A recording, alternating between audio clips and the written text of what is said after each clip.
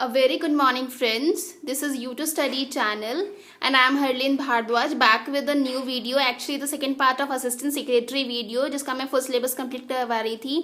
Due to some error, मेरी पूरी की पूरी video delete हो गई और मुझे ये दोबारा बनानी पड़ रही है.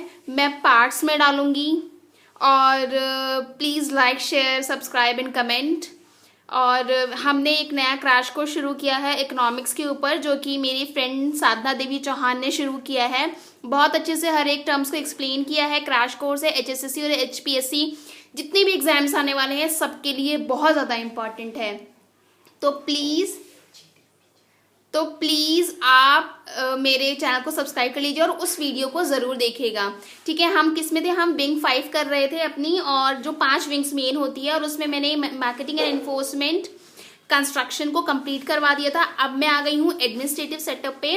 देखिए, जब हमारा कॉन्स्टिट्यूशन बना तो हमने ऑलरेडी अपने मतलब कॉन्स्टिट्यूशन को 3 पार्ट में मेजरली डिवाइड कर दिया. किस तरीके से?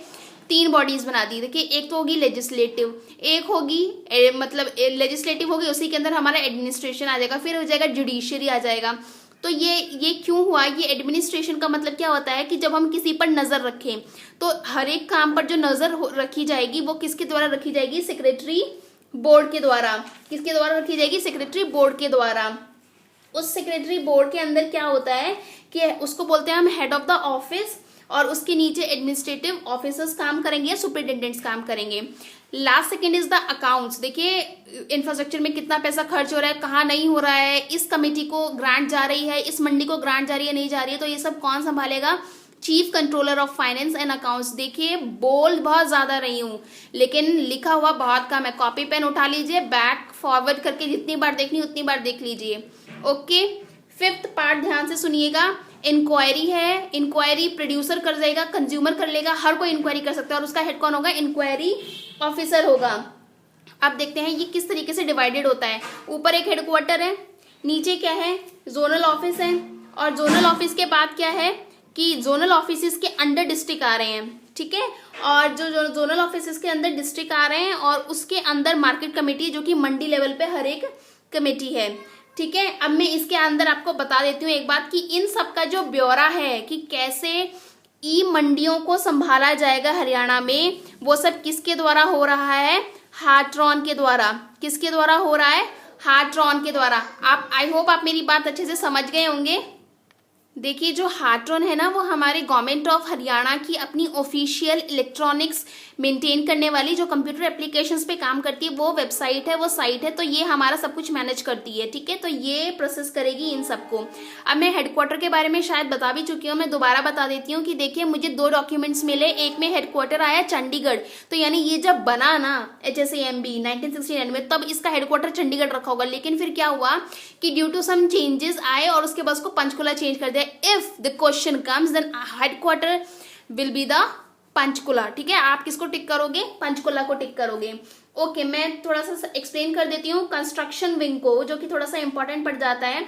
इसके जो सुपरिटेंडेंट इंजीनियर होंगे वो 5 सर्कल्स में होंगे, जो कि मैं आपको शायद बता चुकी हूँ.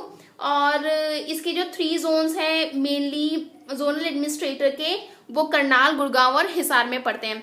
चलिए फटाफट आते हैं सेकेंड पॉइंट. ये बहुत लंबा है.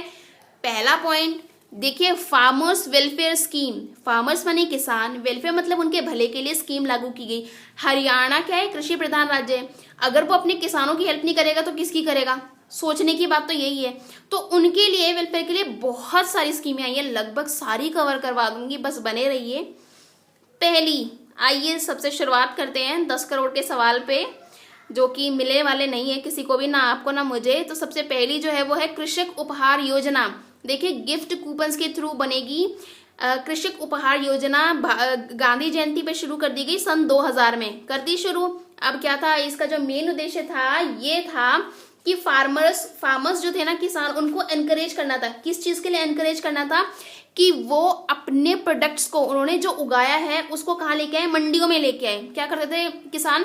भाई मिडलमैन को बेच देते थे. मिडलमैन क्या करता था? पहले ही बोल देता कि अच्छा मैं तुम्हारी फसल ले लूंगा, इतने कम रुपए में तय कर देते. तो फार्मर्स को रियल इनकम जो थी ना अपनी पता ही नहीं लगती थी. उनसे 2-2 रुपए किलो टमाटर लेके जा रहे हैं मंडी में, चाहे वो 20 रुपए किलो आ जाए। तो उनको पता नहीं लगता था कि उनका जो मिडल में जो टर्म जा रही है वो क्या है। तो उसको एनकरेज करने के लिए, ताकि डायरेक्ट सेल हो, तो फार्मर्स को एनकरेज करने के लिए, उनके प्रोडक्ट को बेचने के लिए मंडीज बनाई गई है। और उन सारी की सारी मंडियों में 2 अक्टूबर सन 2000 को लॉन्च हुई कृषक उपहार योजना। याद कर लीजिएगा, बहुत ज्यादा इंपॉर्टेंट है। अब देखिए, ये मैंने 3 चीजें लिखी हैं, gift coupon, form J and 5000 रुपया और मोर। इसके बारे में समझ लीजिए। सुनिए कि ना इसमें ना 3 लोग काम करेंगे। सबसे पहले तो मंडी काम करेगी। मंडी में अपनी एक कमेटी होती है। उसके बाद क्या, एक अढ़ातिया का नाम सुना होगा, कमीशन एजेंट, जो बीच में काम करता है। लेकिन क्या होता है, ये जो कमीशन एजेंट होता है ना, ये मंडी में बैठता है। इसको बीच में लेना जरूरी, क्योंकि इसी को हम जब फार्मर बेचते हैं ना फसलें, तो वो इसको ही बेचते हैं। और ये जो 5000 है, आइए हम समझते हैं। ये जब आप ना मार्केट कमेटी को फॉर्म जे प्रड्यूस करोगे, आप किसको, मार्केट कमेटी को। मार्केट कमेटी के किसको प्रोड्यूस करोगे, सेक्रेटरी को। देखिए, ये वही सेक्रेटरी है जिसके नीचे आप जाके काम करने वाले हैं, यानी असिस्टेंट सेक्रेटरी बनने वाले हैं। एक प्रमोशन हुई और आप सेक्रेटरी बन गए भैया, एक प्रमोशन में सेक्रेटरी बन गए। और सोचो क्या होगा, मंडी तो आपके कब्जे में है ही है, कितनी बड़ी जानकारी हो जाएगी आपकी। मतलब you will feel like a celebrity. हर कोई आते जाते तो राम राम ठोकेगा। तो भैया वो पढ़ लो, थोड़ा सा मैं हेल्प कर रही हूँ, थोड़ा सा आप भी पढ़ लीजिए। तो फॉर्म जे क्या है कि जब भी कोई भी किसान 5000 या उससे ज्यादा के मूल्य की चीज बेचेगा, उसका प्रोडक्ट बेचेगा, तो कमीशन एजेंट एक फॉर्म जे उसके लिए इशू कर देगा। कौन इशू करेगा, कमीशन एजेंट। उस फॉर्म जे को लेके उसको किसके पास जाना है, सेक्रेटरी के पास जाना है, यानी मार्केट कमेटी के पास जाना है। और जो मार्केट कमेटी है उस फॉर्म जे के बदले उसको एक गिफ्ट कूपन दे देगी। बात समझ में आ गई, क्या दे देगी। अब देखिए, अगर आप 5000 से ज्यादा, आप मान लो 10,000 का सामान बेचते हो, अलग अलग 10,000 का सामान बेच दिया मान लो, तो आपको 2 गिफ्ट कूपन मिलेंगे। 20,000 का अगर आप चाहते हो कि 20,000 से हो, तो वो 4 हो गया। अब देखिए, इस गिफ्ट कूपन को लागू ही क्यों किया गया, इसलिए लागू किया गया क्योंकि ना पहले क्या होता था, मैंने बताया मिडिल मैन होते थे, या फिर ना क्या करते थे कि ना अढ़ाती क्या बोलते थे, भाई तू मेरे को ना 10 रुपया कम मूल्य पे दे दे फसल, मैं ना तेरी मार्केट फीस बचा लूंगा।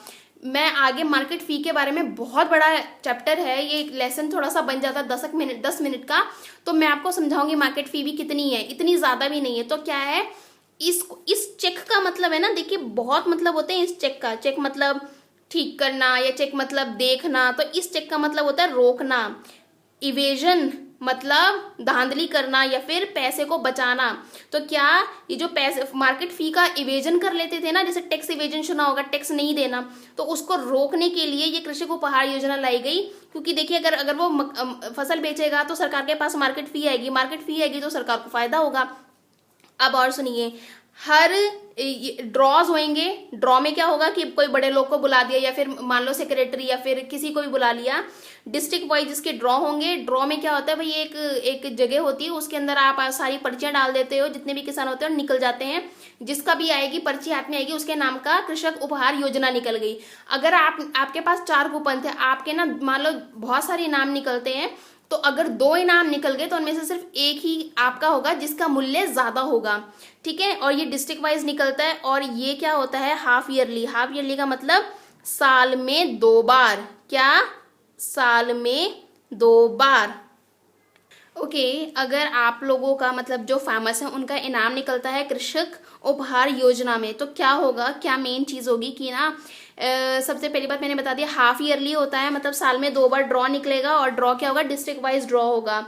ठीक है, तो इसमें क्या होगा कि पहला जो इनाम है वो 2 निकलेंगे, और उसमें जो पहला इनाम होगा वो 40,000 का होगा, जो दो लोगों को मिलेगा।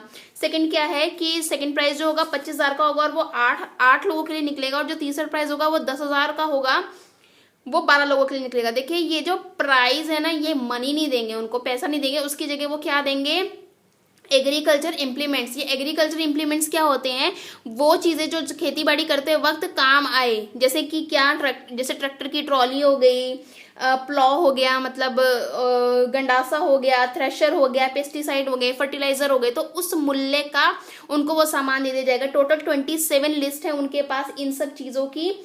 ओके, और जो पेपर फॉर्मेलिटीज होगी वो कौन करेगा, सेक्रेटरी जो होगा वो ईओ भी होगा, और सेक्रेटरी भी होगा मार्केट कमेटी का। मैं आपको बता चुकी हूँ आपकी पोस्ट भी किस चीज से रिलेटेड है।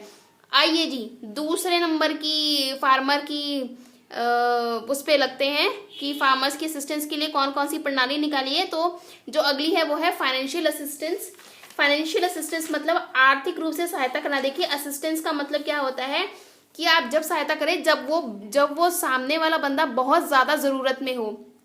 तो इसको ध्यान से पढ़िएगा, इसी जो लाइन लिखी हुई है ना, इसी में बहुत सारे मतलब छुपे हुए हैं। मुख्यमंत्री यानी हरियाणा ने निकाली किसान एवं खेतिहर मजदूर जीवन सुरक्षा योजना। किसानों के लिए मतलब जिसकी जमीन है, खेतिहर मजदूर मतलब उस जमीन पे अगर कोई काम कर रहा है, वो जमीन ओन नहीं करता है, ही इज नॉट द मालिक, नॉट द ओनर, बट वो काम कर रहा है, तो खेतिहर मजदूर वो भी हो गया। उसके बाद क्या है, जिस मंडी में आप अपना सामान लेके जा रहे हैं उसमें ही मजदूर काम कर रहे हैं, ढुलाई का, इधर से उधर सामान ले जाने का, मशीन्स पे या फिर किसी भी प्रोसेसिंग के काम पे, तो वो मजदूर भी इसमें आएंगे। अगला पोल्ट्री यानी जो मतलब मुर्गा पालन करते हैं या फिर जो कैटल फार्मिंग कर रहे हैं, मतलब कैटल्स को पाल रहे हैं, बकरी, भैंस, गाय, या फिर आप मतलब डेयरी जिसका चल रहा है, वो भी इस मजदूर में आएंगे। उनकी जीवन की सुरक्षा की योजना 2013 में शुरू की गई। इससे पहले एक और फाइनेंशियल असिस्टेंस प्रोग्राम चल रहा था, उसके बारे में भी बताऊंगी। ये 2013 में शुरू हुआ, लेकिन 1 जनवरी 2014 को लागू हुआ। समझ में आ गई बात? अब सुन लो इसमें क्या मिलता है। अगर डेथ हो जाए, सामने वाले बंदे की डेथ हो जाए, तो 5 लाख रुपए। परमानेंट डिसेबिलिटी, देखिए परमानेंट डिसेबिलिटी का मतलब होता है बैकबोन का टूट जाना, रीढ़ की हड्डी का टूट जाना। जब आप रीढ़ की हड्डी टूट जाती है ना, तो क्या हो जाता है, मतलब शरीर काम ही नहीं करता, ना उठता है ना बैठता है, तो उस डिसेबिलिटी में 2.5 लाख रुपए मिलेंगे। उसके बाद क्या है कि 2.5 लाख मिलेंगे। उसके बाद है कि जो एम्प्यूटेशन क्या होता है, एम्प्यूटी से ये वर्ड आया है, जब किसी का कोई अंग, दोनों अंग, कोई भी अंग मतलब लिम्ब, स्पेशली लिम्ब कट जाए तो वो बोलते हैं हम उसको एम्प्यूटी। जैसे आपने अरुणिमा सिन्हा जी का नाम सुना होगा, वो हमारे देश की या वर्ल्ड की आप बोल सकते हो कि पहली महिला है जिन्होंने एवरेस्ट की चढ़ाई की, और वो एम्प्यूटी, उनके दोनों पैर कट चुके थे। तो अगर कोई एम्प्यूटेशन हो गया तो 1,87,500 रुपीज उसको मिल जाएंगे। सीरियस इंजरी का मतलब एक लिम्ब कोई भी खराब हो गया, जैसे हाथ या पैर, तो उसको 1.25 लाख मिलेगा। अगर फिंगर्स, देखिए फिंगर्स बहुत इंपॉर्टेंट होते हैं, अगर फिंगर्स ही नहीं तो काम कैसे करेगा बेचारा खेत में। तो अगर सारी की सारी फिंगर्स का एम्प्यूटेशन हो गया, कट गई है, तो 75,000। पार्शियल एम्प्यूटेशन मतलब 2, 3, 1, 4 फिंगर्स कट गई हैं तो 37,500। अब देखिए इसकी अपनी एक टाइम लिमिट है। क्या आपको एक एप्लीकेशन लिखनी पड़ेगी 2 महीने के अंदर अंदर। वो जो 2 महीने के अंदर अंदर एप्लीकेशन लिखनी पड़ेगी, वो किसको लिखोगे, मार्केट कमेटी के सेक्रेटरी को। बात समझ में आ गई? किसको लिखनी है, मार्केट कमेटी के सेक्रेटरी को, कि जी मेरा रिश्तेदार या किसी जिसको भी हुआ है, वो जो किसान है वो लिखेगा कि भाई मार्केट कमेटी के जो सेक्रेटरी के नाम पे लिखेगा, HSAMB के, कि भाई मेरे साथ ऐसा ऐसा हुआ और मेरे को ये हो गया है, तो कृपया करके मुझे ये मुआवजा मिलना चाहिए। देखिए अगर वो बंदा 2 महीने लेट हो जाता है, मान लो, देखिए ये जो स्कीम्स होती है ना, बहुत कम लोगों को सबसे पहले पता होती है, जो ज्ञान है वो बहुत कम लोगों को है कि ऐसा कुछ होता है, ठीक है। उसके बाद क्या है कि अगर आपको 2 महीने के बाद पता लग रही है, क्योंकि स्कीम के टाइमिंग तो खत्म हो गया, तो आप चीफ एडमिनिस्ट्रेटर को एक एप्लीकेशन लिख सकते हैं और बोल सकते हैं 2 साल के अंदर अंदर कि फलान कारण था और इसके कारण मैं कर नहीं पाया, तो आप प्लीज मेरी हेल्प कर दीजिए, तो वो मान जाएंगे।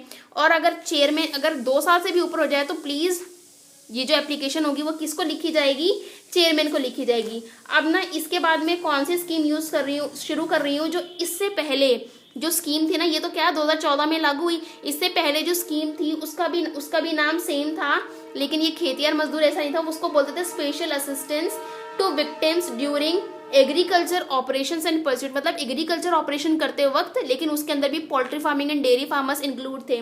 तो वो करते वक्त अगर कोई विक्टिम बन जाता है, कोई एक्सीडेंट हो जाता है, तो उनके लिए क्या था। अच्छा, सबसे इंपॉर्टेंट बात देख लीजिए, इसमें जो उम्र होगी ना, वो 10 से 65 साल के लोगों की होगी, मतलब 10 साल तक का छोटा बच्चा और 65 साल तक का आदमी इस फाइनेंशियल असिस्टेंस के अंदर इंक्लूड होगा, ठीक है। वो जो स्कीम थी वो शुरू हुई थी 1989 में 24 फरवरी को। उसमें भी सेम था कि मशीन के अंदर हाथ आ गया या व्हीकल, अच्छा जैसे व्हीकल का ट्रांसफर कर रहे हैं, मतलब मजदूर है कोई और आपकी जो फसल है आप लेके जा रहे हो व्हीकल में, और व्हीकल क्या हो गया, कुछ हो गया, मतलब कोई किसान जा रहा था, उसका व्हीकल पलट गया, तो उसको कुछ हो जाता है, तो भी ये इसके अंदर कवर कर देते हैं। एप्लीकेबल कहाँ है, पूरे के पूरे हरियाणा स्टेट में है। फॉर्मेलिटी के लिए क्या करना पड़ेगा, 2 महीने के अंदर एक एप्लीकेशन लिखनी पड़ेगी, उसके साथ मेडिकल सर्टिफिकेट लगेगा, MBBS डॉक्टर का कम से कम होना चाहिए, 3 पासपोर्ट साइज फोटो होंगे, एफिडेविट होगा जो तहसीलदार से अटेस्ट होगा और नहीं तो सरपंच से अटेस्ट होगा और उससे ऊपर म्यूनिसिपल कॉर्पोरेशन से अटेस्ट होगा।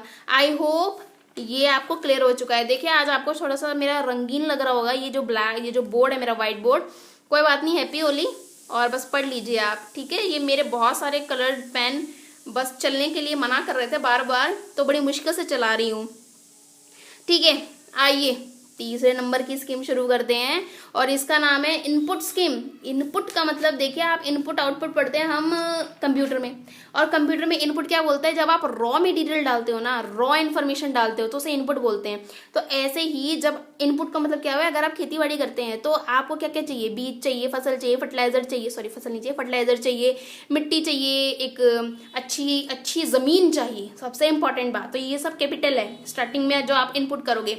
तो उन सब के लिए सरकार ने क्या किया, फार्मर की वेलफेयर स्कीम का ये नंबर 3 पॉइंट है और इसमें इन्होंने इनपुट स्कीम को शुरू किया। इनपुट स्कीम में देखिए आप देख रहे हैं एक वर्ड, एक तो एक सुंदर सा डायग्राम बना रखा है मैंने, बहुत ही सुंदर, और एक उसके साथ एक वर्ड लिखा हुआ है मैंने, सब्सिडी। इस सब्सिडी का मतलब क्या है, इस सब्सिडी के मतलब के साथ एक और बात बता दूं कि हमने अभी क्रैश कोर्स शुरू किया है इकोनॉमिक्स का, बहुत ही इंपॉर्टेंट है, खोल के दिया हुआ है सब्सिडी सारी की सारी, जो मतलब एक्चुअली एक वीडियो भी आई है नाबार्ड के ऊपर भी हमने वीडियो डाली है, उसमें हमने सारी जो मतलब खेतों से रिलेटेड या गांव से रिलेटेड जो स्कीम होती है, बैंकिंग की स्कीम्स होती हैं, या फिर क्या क्या कैसे कैसे एग्रीकल्चर लोन मिलता है, तो वो सब मैंने इंक्लूड कर दिया है। तो वो साधना देवी चौहान जो कि मेरी दोस्त है और इस चैनल की को ऑनर है, उन्होंने ये शुरू किया है, तो प्लीज़ देख लीजिएगा। मैं आती हूँ पॉइंट पे, सब्सिडी क्या होती है। देखिए सब्सिडी, जब कोई हमारी नेसेसिटी हो, नेसेसिटी क्या होती है, जिसके बिना अपन जीवित नहीं रह सकते, लेकिन मतलब देखिए एक तो क्या है कि मतलब हमें चाहिए कुछ, ये हमारा शौक हो गया, लेकिन एक क्या है जो ज़रूरत होती है, जैसे घर के हमारे ऊपर सर पे छत, शरीर पे कपड़ा, खाने को खाना, दैट इज द नेसेसिटी। जब वो नेसेसिटी एक आम आदमी पूरा नहीं कर पाता तो सरकार क्या करती है, क्योंकि उसका काम है हम अपने लोगों का पालनहार करना, he is like the God. भाई हमारे सामने अगर आप देखें कि साक्षात जो भगवान होंगे वो तो हमारी सरकार होगी ना, वो जो रूल इंप्लीमेंट करेगी उसके लिए। अब जैसे भारत में औरतों को आज़ादी है, but whereas if you go to the Saudi Arabia और other Arab countries, then there you found that कि औरतों को कुछ आज़ादी नहीं है। भाई गाड़ी चलाने के लिए भी, गाड़ी चलाना तो अलाउड ही नहीं है सबसे पहली बात, और बाहर जा रहे हो तो आपको एक कंपनी चाहिए और वो भी आदमी होना चाहिए। तो मैं सब्सिडी से कहाँ आ गई, तो मैं सब्सिडी बता रही थी कि वो बेसिक नेसेसिटी के लिए सरकार क्या करती है, पैसा दे देती है, कुछ पैसा देती है, पूरा नहीं कुछ पैसा देती है, ताकि सामने वाले को हेल्प मिले और वो अपना काम कर सके। भारत में सबसे ज़्यादा सब्सिडी मिलती है फार्मर्स को, ओके। तो इस इनपुट स्कीम में हरियाणा सरकार ने 3 सब्सिडी दी। नंबर 1 हाइब्रिड सीड पे। हाइब्रिड सीड समझाने के लिए मैंने ये इतना खूबसूरत डायग्राम बनाया, और देखिए हाइब्रिड सीड क्या होती है। मान लो ये माना तो पड़ेगा ही, देखो ये क्या है, बीज है, ये तो गेहूं का है और ये भी गेहूं का और ये भी गेहूं का है। ये तो देखिए ये वो बीज है या वो सीड है, दाना है गेहूं का एक्चुअली में, जो ना मतलब बीमारियां जिसको कम लगती है। और ये क्या है, ये वो दाना है जो बड़ा होता है, मतलब जिसका जो साइज है बड़ा है। इसका साइज छोटा होता है लेकिन ये बीमारियों से बचा रहता है। इसका साइज बड़ा है लेकिन कि इसको बीमारी बहुत जल्दी लग जाती है। तो क्या किया हमारे साइंटिस्ट ने मिलकर, क्या किया कि हाइब्रिड चीज बनाई। हाइब्रिड क्या है, मिक्स। तो हाइब्रिड सीड बनाई। ये जो हाइब्रिड सीड होगी इसमें इसका गुण आएगा, मतलब ये बीमारियों से बच जाएगा, और ये गुण आएगा कि ये बड़ा होगा, और बड़ा होगा तो मतलब बहुत ही अच्छा होगा, क्योंकि जब बड़ा है तो उससे ज्यादा आटा बनेगा और ज्यादा लोगों का पोषण होगा। बात समझ में आ गई। तो हाइब्रिड सीड हरियाणा में जो, अब देखो अब आप बोलोगे कि भाई मेरे को हाइब्रिड सीड खरीदनी है तो मुझे सब्सिडी दे दो, तो ऐसे सब्सिडी नहीं देगी गवर्नमेंट। सब्सिडी के लिए क्या करेगी, उसने अपनी एक कमेटी बना रखी है। कमेटी मतलब उसके अंडर एक कॉर्पोरेशन काम करती है जो कि wholly owned by Haryana government. उसका नाम है HSDC। ये लिखा हुआ HSDC, Haryana seed development corporation. और इसको वो क्या करती है, ये क्या देगी, उस सीड को सर्टिफिकेट देगी। देखिए आप मुंह से बोल सकते हो कि भैया मैंने इस चीज में पार्टिसिपेट किया था, मेरे पास एनसीसी था, मेरे पास एनएसएस था, but nobody believes you until and unless you will उनके सामने क्या पेश कर दोगे? अपना सर्टिफिकेट। तो उसके लिए आपको सर्टिफिकेट पेश करना पड़ेगा HSDC के द्वारा कि भैया ये सर्टिफाइड सीड है और मुझे उसके लिए सब्सिडी चाहिए।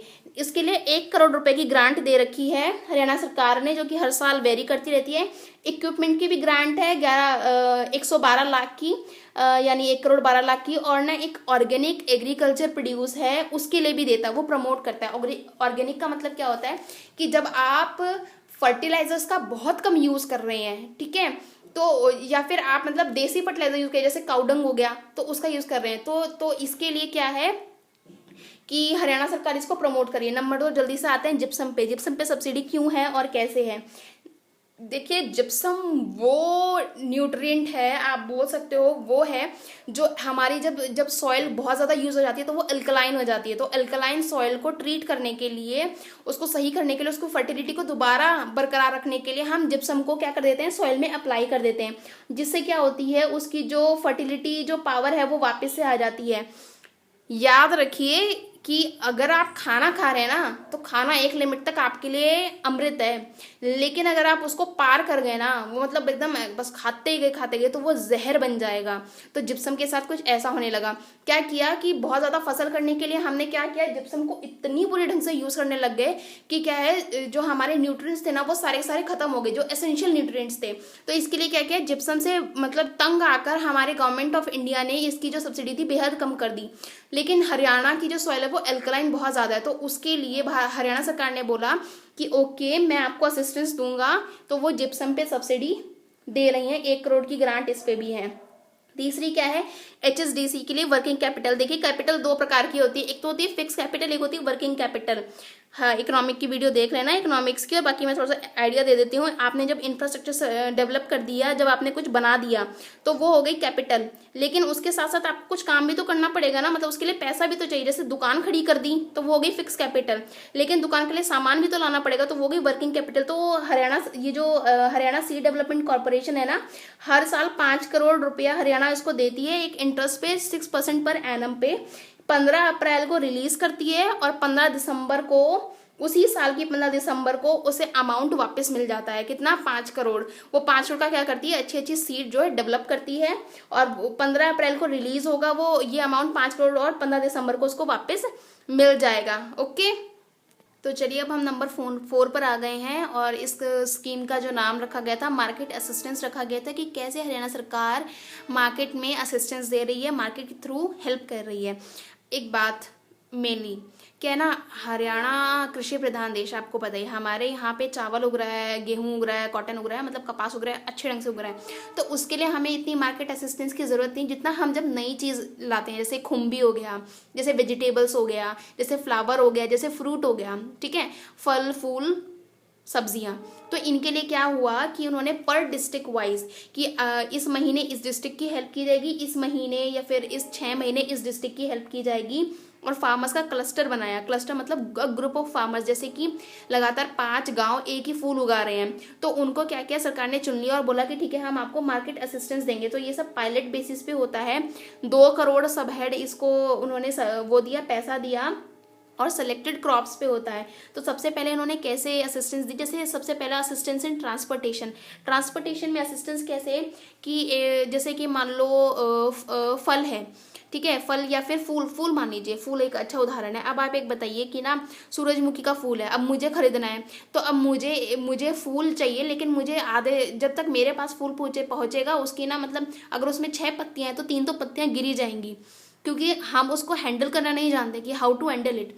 तो गवर्नमेंट ने क्या सोचा, गवर्नमेंट ऑफ हरियाणा ने, कि ट्रांसपोर्टेशन में हेल्प करते। देखिए, ये ट्रांसपोर्टेशन ऐसा नहीं होगा कि ट्रक लाद दिए, ऊपर छत खुली है, धूप पड़ रही है, पत्तियां सूख गई सारी की सारी, और मेरे पास कुछ नहीं आ रहा। जी नहीं, ट्रांसपोर्टेशन का मतलब है एक ऐसी वैन्स प्रोवाइड करना जो कूलिंग सिस्टम जिसके अंदर इनेबल्ड हो, और जो फ्लावर फ्रूट या वेजिटेबल्स को बहुत अच्छे ढंग से रख सके, उसमें अपनी क्रेट्स बनी हो, और कैसे उसके अंदर रखा जाए, और कैसे हैंडलिंग करते वक्त क्वालिटी और क्वांटिटी दोनों की दोनों बरकरार रखी जाए। समझ में आ रही है आपको बात? नंबर 2, इन पैकेजिंग मटेरियल। पर देखिए, अब देखो, ऐसे एक फूल चुनकर तो आप रखोगे नहीं वैन में, आपको उसको कहीं ना कहीं पैक करना पड़ेगा। तो चाहे वो क्रेट्स है, चाहे वो प्लास्टिक के बैग्स हैं, उसकी पैकेजिंग मटेरियल के लिए भी हरियाणा सरकार ने बहुत ज़्यादा योगदान दिया है और पैकेजिंग मटेरियल में, ताकि हैंडलिंग करते वक्त या पकड़ते वक्त या इधर से उधर, क्योंकि देखिए एक बार में फार्मर के घर से या फार्मर के खेत से लेके मार्केट में एक बार में तो सामान पहुंच नहीं से रहा, बीच में 4-5 लोग तो उसको हैंडल करते ही हैं। तो उसके दौरान ना बहुत ज़्यादा ना क्वांटिटी में डिक्रीमेंट आ जाता है, तो उसको मेंटेन करने के लिए उन्होंने पैकेजिंग मटेरियल को बहुत अच्छे से प्रोवाइड किया। Number 3 is publicity and the very important thing, literature के थ्रू, लिटरेचर मतलब लिटरेचर और एडवर्टीजमेंट के थ्रू। जैसे कि लिटरेचर क्या है कि जैसे अपनी पर्सनल मैगजीन्स होती हैं, तो उस मैगजीन में वो लेख छपवाएंगे बड़े बड़े राइटर्स के द्वारा कि ऐसे ऐसे करके जो फार्मर्स का क्लस्टर है वो इतनी नई चीज़ उगा रहा है, या फिर मार्केट असिस्टेंस देनी चाहिए, तो लोग उसमें अपनी अपनी हेल्प करते हैं। Last but not the least, Haryana सरकार द्वारा की गई फार्मर वेलफेयर की जो स्कीम्स है, उसका जो लास्ट पॉइंट है वो 5th पॉइंट है, and that is the new schemes and initiatives. ये बहुत सारी स्कीम्स, यानी मैंने इसमें 6 कवर की है, 6 कवर करी है और 6 की 6 बहुत ही अच्छी हैं। सबसे पहले है setting up of agri business and information centres. Information centres मतलब जहाँ पे आप जानकारी पा सको। कौन कौन सी जानकारी? अभी फिलहाल भारत सरकार किस पर सब्सिडी दे रही है, किस पर नहीं दे रही है, या फिर मैं कैसे एग्रीकल्चर भी कर सकता हूँ और साथ साथ बिजनेस भी कर सकता हूँ। जैसे कि मैं कैसे किसी एक पर्टिकुलर कंपनी के साथ जुड़ सकता हूँ। आजकल क्या है कि जैसे मान लो एलोवेरा है, तो कोई मेकअप की कंपनी है, वो प्रोडक्ट्स बनाती है, ब्यूटी प्रोडक्ट्स, तो वो डायरेक्ट आपके साथ कांटेक्ट कर सकते हैं। अगर आप एग्री बिजनेस मीट्स में जाएँ तो इसके थ्रू क्या होता है, ये क्या करते हैं, वर्कशॉप और सेमिनार ऑर्गेनाइज करते हैं सारी की सारी मंडियों के हेडक्वार्टर में। तो वहाँ पर अगर कोई मतलब ऐसा, जैसे कि फॉर एग्जांपल कोई जैसे डोमिनोज की तरह कोई पिज़्ज़ा की ब्रांच खोल रहा है, तो उसको चाहिए अच्छे टमाटर, तो आप टमाटर उगाने वाले फार्मर हैं, तो आपकी और उसकी क्या हो जाएगी, एग्रीमेंट हो जाएगा बिजनेस के ऊपर। ओके, तो सिरसा और हिसार में इसके दो इन्फॉर्मेशन सेंटर्स हैं। कौन कौन से? सिरसा और हिसार। नेक्स्ट, फार्मर्स मार्केट, मतलब ये किसानों की मार्केट है। अब आप बोलोगे ऊपर वाली भी तो किसानों की मार्केट थी। भैया इसमें कुछ स्पेशल है, इसमें क्या स्पेशल है? ये F2C है, मतलब farmers to customers, direct farmers to consumers. इसके बीच में कोई अड़ाती नहीं, कोई मिडल मैन नहीं, कोई भी कंट्रोलर नहीं है। तो इसमें क्या होती है, क्वालिटी बहुत ज़्यादा कंट्रोल होती है। कस्टमर को पता है मुझे क्या क्वालिटी चाहिए और वो कैसे उसको मतलब लेना चाहता है, तो फार्मर्स को पता लग जाता है, उसके हिसाब से उगाते हैं। जैसे पहले ना क्या था कि सिंपल चावल बहुत उगाते थे, लेकिन अब ना पता लग रहा है कि लोगों के पास अगर पैसा भी बढ़ रहा है या फिर डिमांड्स हो रही है, तो लग्जरी भी बढ़ रही है, तो ना वो ज़्यादा से ज़्यादा क्या अगर वो बासमती ना खा सके तो बासमती की कूट पक्का खाएंगे, चाहे वो आधी कूट हो चाहे वो 2/3 कूट हो। समझ रहे हो ना आप बात? तो उसके ना क्वालिटी को कंट्रोल कर दिया जाता है। तो ये फार्मर की मार्केट 2 जगह ऑर्गेनाइज की जा रही है, पंचकुला और गुरुग्राम में। नंबर 3, कॉन्ट्रैक्ट फार्मिंग बहुत इंपॉर्टेंट है। 1961 के एक्ट के अकॉर्डिंग आया था, और ये मैं आपको तभी बताऊंगी जब मुझे ढेर सारे कमेंट्स मिलेंगे, क्योंकि इसका अपना एक टॉपिक है जो 20 मिनट या 15 मिनट में कवर होगा। मैं तभी वीडियो बनाऊंगी जब मुझे अच्छा रिस्पॉन्स मिलेगा, वो चाहे मेरे सब्सक्रिप्शन में, चाहे वो मेरे कमेंट में, चाहे वो मेरे लाइक्स में। ठीक है, तो नंबर जो 4th आ गया है वो new modern fruits and vegetable market है। हमने नई क्या किया है कि मार्केट ऐसी बनाई है जिसमें फ्रूट्स और वेजिटेबल को ज़्यादा से ज़्यादा लाभ मिले। जैसे कि हर एक डिस्ट्रिक्ट क्वार्टर में सेपरेट रिटेल और होलसेल सेक्शंस बनाए हैं, और क्या है उनके लिए स्टोरेज फैसिलिटी या फिर कूलिंग चैम्बर्स का अच्छे ढंग से इंतजाम किया गया है। Number 5, creation of commercial research and training. Commercial का मतलब व्यापार, रिसर्च का मतलब खोज, और ट्रेनिंग का मतलब ट्रेनिंग प्रोवाइड करना। फॉर एग्जाम्पल ट्रेनिंग किस चीज़ में? जैसे कि हमारे यहाँ पहले क्या था, हमें खुम्बी का उत्पादन बिल्कुल नहीं पता था, लेकिन अचानक से खुम्बी का उत्पादन इतना हुआ कि सोनीपत जो है वो हरियाणा में तो फर्स्ट आ ही रहा है, साथ साथ हरियाणा जो है ना मतलब खुम्बी के उत्पादन में भारत में भी बहुत अच्छा स्थान रख रहा है। तो इसके दौरान क्या होता है कि बायर और सेलर की मीट होती है, जिसको खरीदना है और जिसको बेचना है, उसके द्वारा रिसर्च भी हो पाती है और ट्रेनिंग मिल पाती है कि जब नए नए लोग उसमें इनिशिएटिव लेंगे। Number 6 and last of the all farmer scheme जो पॉइंट है, setting up of ultra modern मतलब आज के टाइम पे जो चल रहा है, terminal market for fruits and vegetables. ये जो अल्ट्रा मार्केट का मतलब क्या है, टर्मिनल मार्केट का मतलब है कि आप यहाँ से एक्सपोर्ट कर सकते हो डायरेक्ट पैकेट करके। जैसे कि अगर आपको यूएसए सेंड करना है या फिर आपको यूके सेंड करना है, जहाँ पे हमारे ना आम की बड़े महत्वता है, तो ये राई में खोला गया। राई का है, सोनीपत में है। तो सोनीपत में क्या है, एक अल्ट्रा मॉडर्न टर्मिनल मार्केट खोली गई है फ्रूट्स और वेजिटेबल के लिए स्पेशल। ओके, तो जो लास्ट पॉइंट है वो मैंने जोड़ा है कि एक एग्रीकल्चर बिजनेस इंफॉर्मेशन सेंटर खोला गया था 10 अक्टूबर 2005 को। दा देन चीफ मिनिस्टर, दा देन का मतलब होता है उस टाइम जो चीफ मिनिस्टर थे श्री चौधरी भूपेंद्र सिंह हुड्डा जी, और उन्होंने साथ साथ एग्री क्लिनिक भी खोला था। एग्री क्लिनिक का मतलब आपको समझ आए, जब एग्रीकल्चर फसलों के लिए जब क्लिनिक खोला जाए तो वो एग्री क्लिनिक होगा, ठीक है। एक एस्ट्रिक करके एक स्पेशल मेंशन आपको देना चाहूँगी कि ना मैंने बहुत सारे वीडियोज़ में देखा, अदर जो अच्छे अच्छे चैनल्स हैं वो अपनी वीडियोज़ निकाल रहे हैं HSSC पे, तो मैंने बहुत सारे कमेंट्स देखे और इसमें लिखा हुआ था सर मैडम इसमें से तो एक भी सवाल नहीं आया, टैक्सेशन में नहीं आया, एक्साइज में नहीं आया, पंचायत में नहीं आया, तो आप वीडियो बनाना छोड़ दो और ये।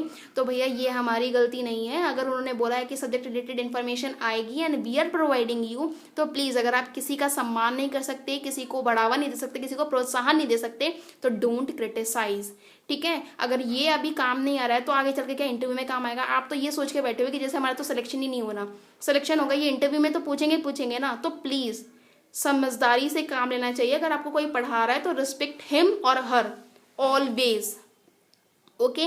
अगली वीडियो में हम क्या क्या पढ़ेंगे? ई खरीद पढ़ेंगे, ई नाम पढ़ेंगे, मार्केट फीस पढ़ेंगे और कॉन्ट्रैक्ट फार्मिंग पढ़ेंगे। आधे घंटे का लेक्चर हो जाएगा, तो प्लीज़ स्टे ट्यून्ड। कमेंट्स कीजिए, कमेंट्स बहुत ज़्यादा ज़रूरी है, ठीक है। कमेंट्स के बिना मैं हिलूंगी भी नहीं, मैं ये वीडियो बनाऊंगी ही नहीं, ओके। कमेंट कीजिए, लाइक कीजिए, शेयर कीजिए। Thank you so much. खुश रहिए और अच्छे से पढ़ाई कीजिए।